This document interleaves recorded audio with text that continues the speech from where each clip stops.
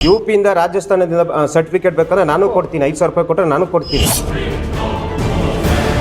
ಜೀವದ ಜೊತೆ ಆಟ ಆಡ್ತಾ ಇದ್ದಾರೆ ಸರ್ ಇವ್ರು. ಇವತ್ತು ಇರ್ತಾರೆ, ಆಮೇಲೆ ರಾಜಸ್ಥಾನ ಓಡೋಗ್ತಾರೆ. ನೀವೇನ್ ಮಾಡ್ತೀರಾ? रजिस्ट्रेशन नहीं हुआ, रजिस्ट्रेशन के लिए मैं अप्लाई करूंगा। डॉक्टर साहब बोल रहे थे अभी बीच में मैं घर चला गया था। आप डॉक्टर नहीं, डॉक्टर नहीं हूँ। नहीं, डॉक्टर नहीं हूँ। ಇದಕ್ಕಿಂತ ಮೊದಲು ತಹಸೀಲ್ದಾರ್ ಬಂದು ಇಲ್ಲಿ ಕ್ಲೋಸ್ ಮಾಡಿಸಿ ಹೋಗಿದ್ದಾರೆ. ಕರೆಕ್ಟ್ ಆಮೇಲೆ ಎಸ್, ಇವನೇ ನೋಡಿ ಆ ನಕಲಿ ವೈದ್ಯ. ಹೆಸರು ಸಲೀಂ. ಈತ ಶಿವಮೊಗ್ಗ ಜಿಲ್ಲೆಯ ಭದ್ರಾವತಿಯ ದೊಣಬಘಟ್ಟ ಗ್ರಾಮದಲ್ಲಿ ಬಿಸ್ಮಿಲ್ಲಾ ಶಿಫಾ ಕ್ಲಿನಿಕ್ ಇಟ್ಕೊಂಡಿದ್ದಾನೆ. ಈತ ಓದಿದ್ದು ಬರೀ PUC.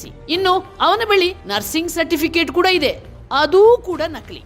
ಆದ್ರೆ ಈತ ಕೊಡೋದು ಮಾತ್ರ ಬರೀ ಇಂಜೆಕ್ಷನ್, ಅಲೋಪತಿ ಮೆಡಿಸಿನ್. ಬಿಟ್ರೆ ಈತ ಆಪರೇಷನ್ ಕೂಡ ಮಾಡ್ತಾನೆ.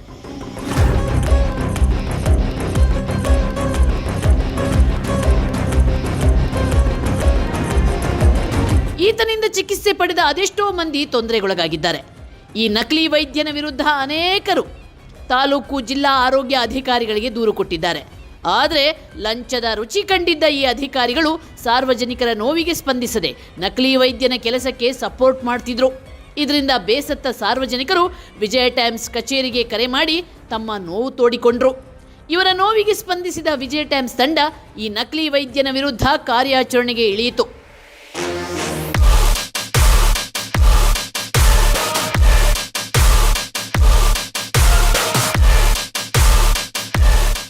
ವಿಜಯ ಟೈಮ್ಸ್ನ ಗೇಟ್ ಕ್ರ್ಯಾಶ್ ತಂಡ ಶಿವಮೊಗ್ಗ ಜಿಲ್ಲೆ ಭದ್ರಾವತಿ ತಾಲೂಕಿನ ದೊಣಬಘಟ್ಟ ಗ್ರಾಮದ ಬಿಸ್ಮಿಲ್ಲಾ ಶಿಫಾ ಕ್ಲಿನಿಕ್ಗೆ ರೋಗಿಗಳ ಸೋಗಿನಲ್ಲಿ ಎಂಟ್ರಿ ಕೊಡ್ತು. ನಮ್ಮ ತಂಡದ ಆರೋಗ್ಯವಂತ ಸದಸ್ಯ ನನಗೆ ಹೊಟ್ಟೆ ನೋವು ಆಗ್ತಾ ಇದೆ, ಮೆಡಿಸಿನ್ ಕೊಡಿ ಅಂತ ನಾಟಕ ಆಡಿ ಫೇಕ್ ಡಾಕ್ಟರ್ ಸಲೀಂ ಬಳಿ ಕೇಳಿಕೊಂಡೆವು.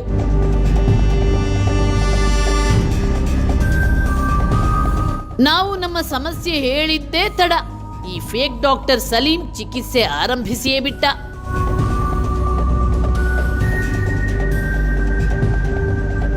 ನಾವು ಬರೀ ಹೊಟ್ಟೆ ನೋವು ಎಂದಿದ್ದಕ್ಕೆ ಮಾರುದ್ದದ ಇಂಜೆಕ್ಷನ್ ಕೊಟ್ಟೇ ಬಿಟ್ಟ. ಅದು ಒಂದೆರಡಲ್ಲ, 3 ಇಂಜೆಕ್ಷನ್.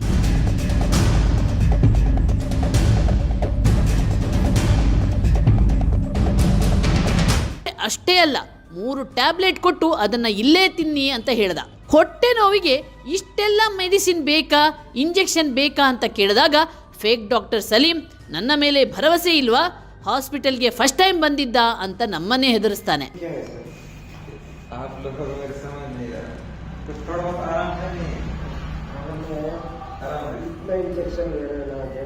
पहली बार आप हॉस्पिटल एडमिट हो, मुझे लग रहा है इसलिए आप ऐसे बोला।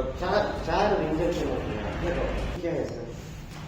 आप लोगों को मेरे समझ नहीं आ रहा, कुछ थोड़ा बहुत आराम से नहीं, आराम से इंजेक्शन पहली बार आप हॉस्पिटल एडमिट हो, मुझे लग रहा है इसलिए आप ऐसे बोला।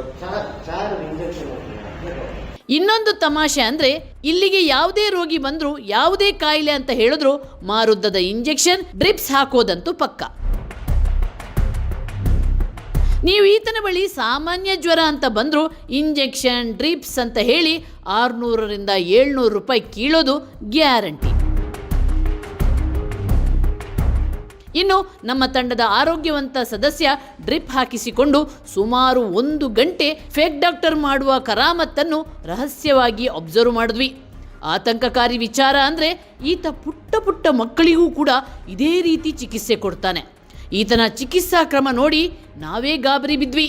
ಈತನ ಕೈಗೆ ಸಿಕ್ಕ ಪುಟ್ಟ ಪುಟ್ಟ ಮಕ್ಕಳ ಗತಿ ಏನು? ಈತನನ್ನು ಸುಮ್ಮನೆ ಬಿಡಬಾರ್ದು ಅಂತ ಡಿಸೈಡ್ ಮಾಡಿದ ನಾವು ಡ್ರಿಪ್ಸ್ ಹಾಕಿಸ್ಕೊಂಡು ಫೇಕ್ ಡಾಕ್ಟರ್ಗೆ ಹಣ ಕೊಟ್ಟು ಕ್ಲಿನಿಕ್ನಿಂದ ಹೊರಗೆ ಬಂದ್ವಿ.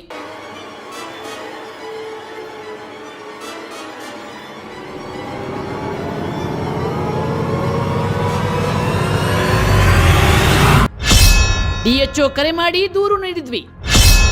ಮಾಹಿತಿ ಇದ್ರೂ ಅಧಿಕಾರಿಗಳ ಕಳ್ಳಾಟ. ಫೇಕ್ ಡಾಕ್ಟರ್ನ ವಿರುದ್ಧ ಸಮರ ಸಾರಿದ ವಿಜಯ ಟೈಮ್ಸ್ ತಂಡ ಜಿಲ್ಲಾ ಆರೋಗ್ಯ ಅಧಿಕಾರಿಗೆ ಕರೆ ಮಾಡಿ ದೂರು ನೀಡಿತ್ತು. ಈ ಫೇಕ್ ಡಾಕ್ಟರ್ನ ಬಗ್ಗೆ ಗ್ರಾಮಸ್ಥರು ಕೂಡ ಈಗಾಗಲೇ DHOಗೆ ದೂರು ನೀಡಿದ್ದಾರೆ.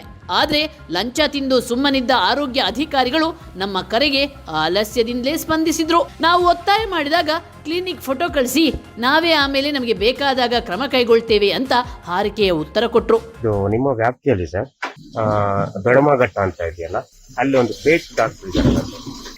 ಅದು ಬರಕ್ಕಾಗುತ್ತೆ ಸರ್, ಏನಾದ್ರು ಸೀಸ್ ಮಾಡೋ ಥರ? Okay sir. ಇದು ನಿಮ್ಮ ವ್ಯಾಪ್ತಿಯಲ್ಲಿ ಸರ್ ದೊಡಮಘಟ್ಟ ಅಂತ ಇದೆಯಲ್ಲ, ಅಲ್ಲಿ ಒಂದು ಪೇಟ್ ಡಾಕ್ಟರ್ ಇದ್ದಾರೆ. ಅದು ಬರಕ್ಕಾಗುತ್ತೆ ಸರ್, ಏನಾದ್ರು ಸೀಸ್ ಮಾಡೋ ಥರ? Okay sir. ಹೇಗಿದೆ ನೋಡಿ ಈ ಆರೋಗ್ಯ ಅಧಿಕಾರಿಗಳ ಉತ್ತರ. ಲಂಚ ತಿಂದವರಿಗೆ ನಕಲಿ ಡಾಕ್ಟರ್ ವಿರುದ್ಧ ಕ್ರಮ ಕೈಗೊಳ್ಳುವ ಧೈರ್ಯ ಎಲ್ಲಿಂದ ಬರ್ಬೇಕು ಹೇಳಿ? ನಮ್ಮ ಪ್ರಯತ್ನ ಮುಂದುವರಿಸಿ ನಾವು ಭದ್ರಾವತಿಯ ಗ್ರಾಮಾಂತರ ಠಾಣಾ ಪೊಲೀಸರಿಗೆ ದೂರು ನೀಡಿದೆವು. ಅವರು ತಕ್ಷಣ ನಮ್ಮ ದೂರಿಗೆ ಸ್ಪಂದಿಸಿ ಕಾರ್ಯಾಚರಣೆಗೆ ಇಳಿದರು.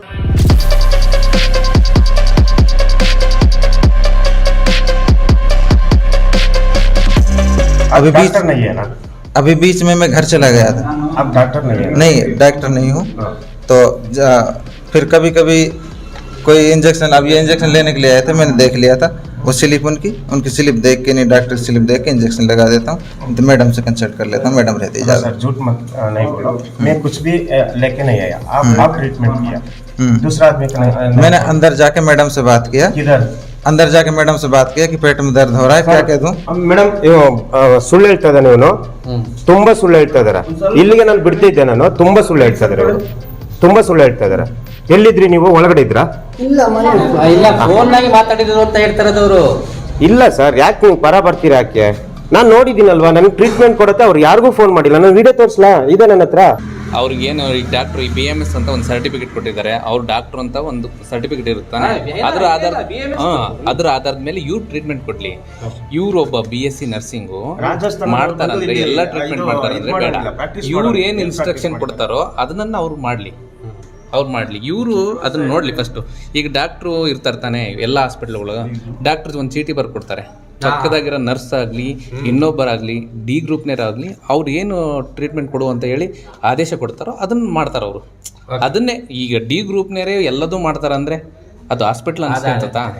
ನಕಲಿ ವೈದ್ಯ ಸಲೀಂನ ಕ್ಲಿನಿಕ್ಗೆ ಬಂದ ಪೊಲೀಸರು ವಿಚಾರಣೆ ನಡೆಸಿದ್ರು. ನಕಲಿ ವೈದ್ಯನ ಅಸಲಿ ಮುಖ ಬಯಲು ಮಾಡಿದ್ರು. ನೂರಾರು ಮಂದಿಯ ಆರೋಗ್ಯ ಕಾಪಾಡಲು ಸಹಕರಿಸಿದ ಭದ್ರಾವತಿಯ ಗ್ರಾಮಾಂತರ ಪೊಲೀಸರ ಕ್ರಮ ಜನಮೆಚ್ಚುವಂತದ್ದು. ಇದೇ ರೀತಿ ನಮ್ಮ ಜಿಲ್ಲೆಯ ಆರೋಗ್ಯ ಅಧಿಕಾರಿಗಳು ಕೂಡ ಕೆಲಸ ಮಾಡಿದಿದ್ರೆ ನಮ್ಮ ರಾಜ್ಯದಲ್ಲಿ ನಕಲಿ ವೈದ್ಯರ ಹಾವಳಿ ಕಡಿಮೆ ಆಗ್ತಿತ್ತು. ಒಂದು ವೇಳೆ ನಿಮ್ಮೂರಲ್ಲೂ ನಕಲಿ ವೈದ್ಯರಿದ್ರೆ ನಮ್ಮ ವಿಜಯ ಟೈಮ್ಸ್ಗೆ ಈ ವಿಳಾಸಕ್ಕೆ ದೂರು ನೀಡಿ. ಬನ್ನಿ, ನಕಲಿ ವೈದ್ಯರ ವಿರುದ್ಧ ಸಮರ ಸಾರೋಣ.